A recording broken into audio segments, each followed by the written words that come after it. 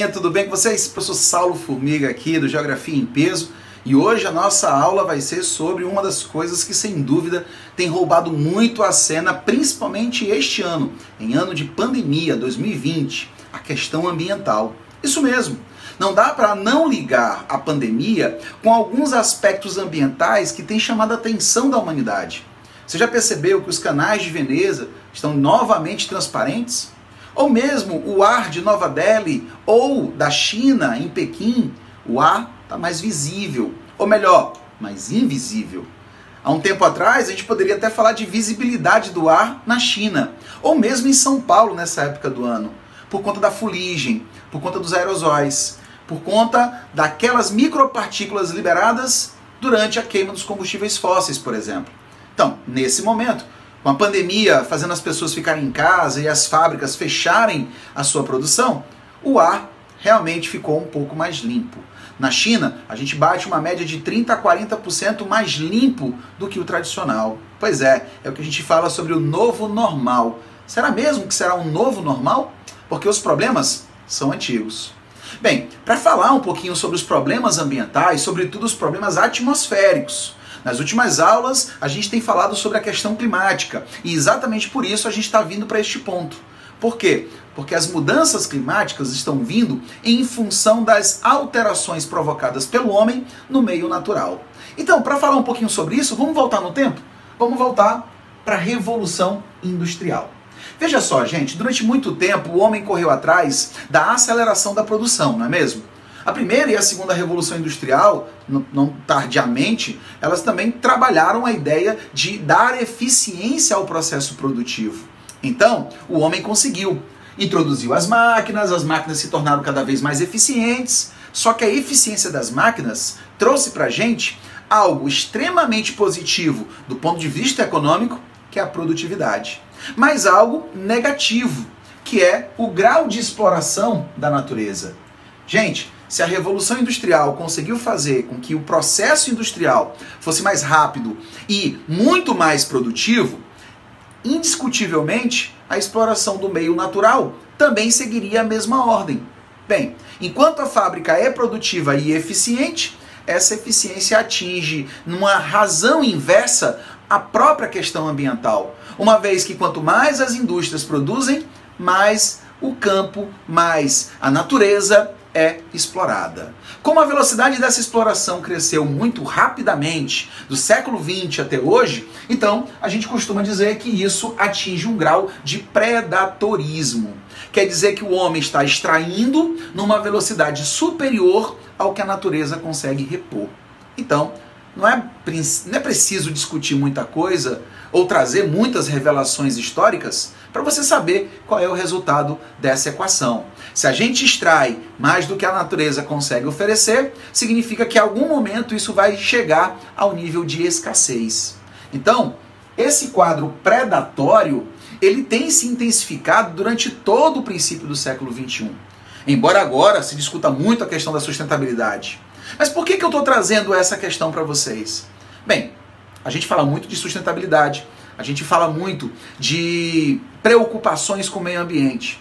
Mas uma das coisas que a gente mais percebeu no século XXI é que nunca se poluiu tanto como tem se poluído hoje.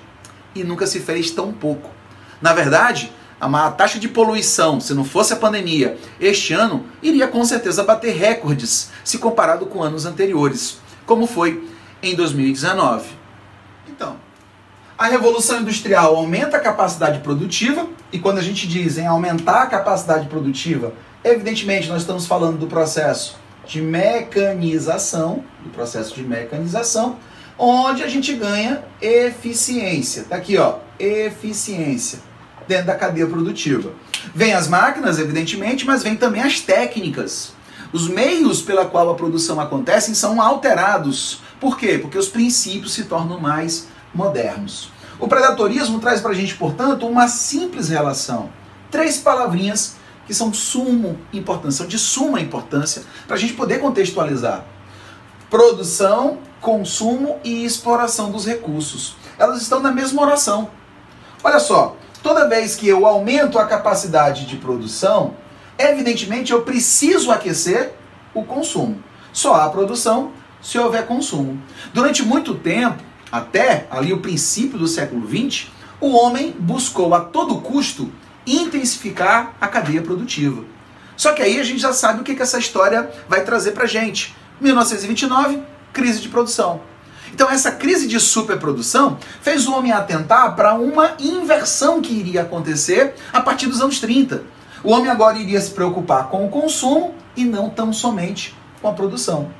O fato é que, ao alterar a forma com que a sociedade consome, instigando, provocando e fazendo com que esse consumo seja deliberado, a produção segue a mesma linha. Então, olha, o consumo vai trazer aumento de produção e, de qualquer forma, o aumento da produção vai exigir ainda mais recursos naturais. Então, a produção acelerada aumenta os recursos naturais enquanto exploração, enquanto que o consumo também acaba executando a mesma função. Então, veja, seja na produção ou seja no consumo, o resultado é exatamente o mesmo. Quem mais sofre as consequências dessas opções são os recursos naturais, que continuam a ser explorados numa velocidade incrivelmente rápida. Se a gente não fizer com que este consumo se adeque às necessidades da própria natureza, buscando, portanto, um equilíbrio, significa dizer que nós estamos fadados a destruir aquilo que ainda nos resta. Você pode lembrar aqui do caso da Mata Atlântica. A Mata Atlântica é uma representante máxima dessa premissa. Por quê? Porque é o bioma mais desmatado do Brasil. A gente só tem algo em torno de 12% da Mata Atlântica. E isso levando em consideração as áreas privativas onde haja o processo de reflorestamento. Se eu fosse levar em consideração toda a área original desmatada, sobrariam apenas 5%. Então veja, 95% da Mata Atlântica, que é um dos biomas mais importantes do Brasil, já não existem mais. Por conta do processo de agroexportação, por conta do processo de urbanização e também por conta da indústria nascente. Ok? Então não dá para falar de problemas ambientais atmosféricos se não for começando pelo aquecimento global. Então o que a gente viu? Primeiro, que é um fenômeno natural. Tá aqui, ó. É um fenômeno perfeitamente natural. O problema é que este fenômeno natural foi intensificado. Olha só, intensificado pelo homem. Intensificado pelo homem. E na hora que ele é intensificado pelo homem, ele ganha o quê? Proporção. Significa o quê? Que nós temos como resultado o aumento da temperatura na escala global. Olha só, aumento da temperatura do planeta. Se você está de olho aí nos números e nas grandes reportagens mundiais, você viu que este ano, por exemplo, o Oceano Atlântico está com uma temperatura acima do seu normal. Temperaturas maiores fazem com que algumas relações sejam estabelecidas. Como um bom exemplo, os furacões e os ciclones. Os furacões, para serem constituídos, precisam de ar quente.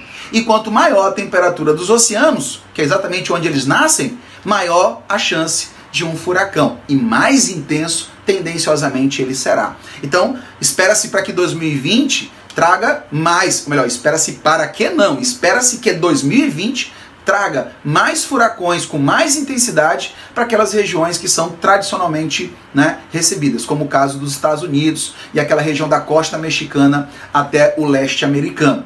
Bem, quando eu falo do aquecimento global, a gente tem que pensar nas ações que podem mitigar, não é verdade? Então veja, se a causa é a liberação de gases do efeito estufa, que é aquele efeito de aprisionar a temperatura liberada, então a gente tem que atacar exatamente a causa maior.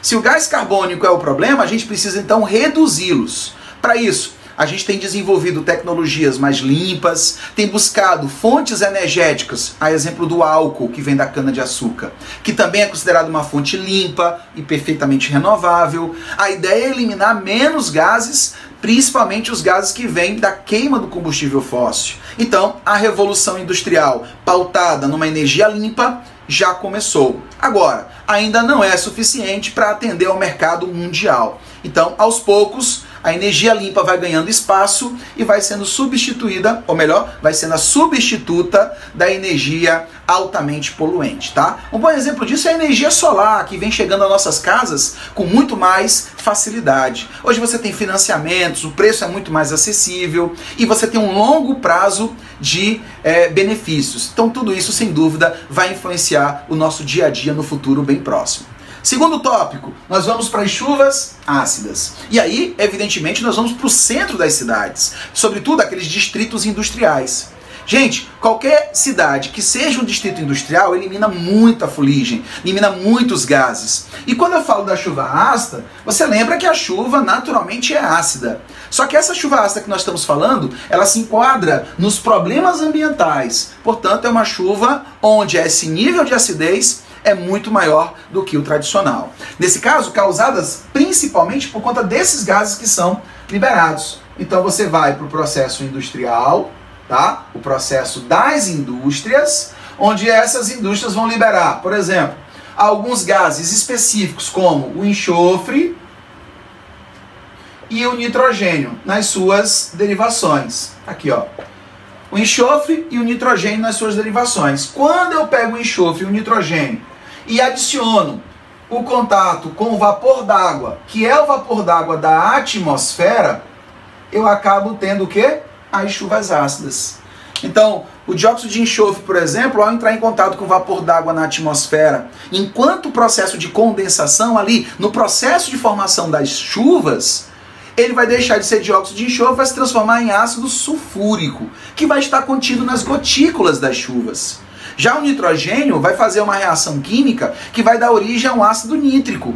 Então, tanto o ácido sulfúrico quanto o ácido nítrico vão estar presentes nessas chuvas que vão causar problemas no âmbito urbano. Eu vou ter a corrosão das estruturas metálicas, eu vou ter a acidificação dos solos e dos lagos. E claro, se eu vou acidificar os solos e os lagos, eu vou comprometer a biodiversidade. Fora isso, eu também tenho os problemas de pele, quando o homem é exposto diretamente a essas chuvas. Bem, a boa notícia é que de um tempo para cá, a indústria também já decidiu buscar meios para tentar diminuir esse impacto. E uma delas é a instalação de catalisadores. Não sei se vocês sabem, mas o nosso carro hoje, ele polui bem menos do que um dia poluiu. E é exatamente em função não só do combustível, mas desses catalisadores. São elementos filtrantes que são colocados nos automóveis, nos veículos como um todo, mas também lá nas fábricas, nas chaminés. Então eu já filtro o processo de liberação desses gases e consigo, portanto, expor a natureza